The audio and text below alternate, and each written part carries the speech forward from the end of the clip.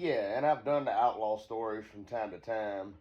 My last page had about 19,000 followers, and it didn't really blow up from my music. It blew up from the outlaw stories I was telling about Hank Williams, Merle Haggard, Waylon Jennings, Johnny Paycheck. I think I had one about Jerry Lee Lewis, and I plan to share those again.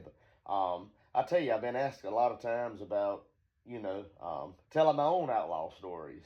What kind of things have I run into that may qualify for an outlaw story? But hadn't never got around to that. But I think I'm gonna start telling some of those. So playing hundreds and thousands of shows, a lot of those they start to run together.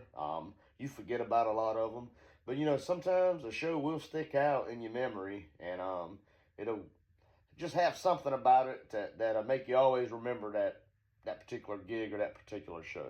So the story I'm gonna tell now was about a gig we were real excited about. It's a venue in Grange, North Carolina, called the New South Club, and man, we were excited about playing there. I had been trying to play there for quite a while. Sent the owner our videos. He checked them out, said we would be a great fit for his country music club, and so we went from there. We booked the show. It was a great show. I mean, it was $1,000 plus what we booked it for. So again, we were not just for the fans and the money, just the opportunity to play in a place like that. So everything was set up. We were real excited. Any new venue, I'll get there like really early before everybody to kind of scope out the situation and have a plan for the setup of my PA system. So I did that.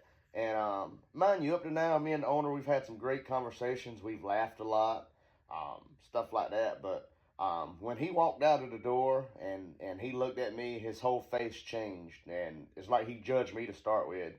And tell you, I'm not one that harks on race and stuff, but being a Native American, a Lumbee Indian, trying to play country music in Eastern North Carolina has had its challenges. But there ain't no need for me to sit around and bitch about it because, I mean, if Charlie Pride made it in the 60s and 70s when some of the stuff he had to deal with, he paved the way for everybody who wants to play country music that may not fit a certain look. So who am I to bitch and complain with the stuff that Charlie went through? That's pretty much the way I see it. But anyway, the guy, he kind of looked at me and judged me to start with, and I was like, oh God, I kind of know how this is going. So we get set up, everything seems cool, and he makes the comment several times, man, I hope the night goes good.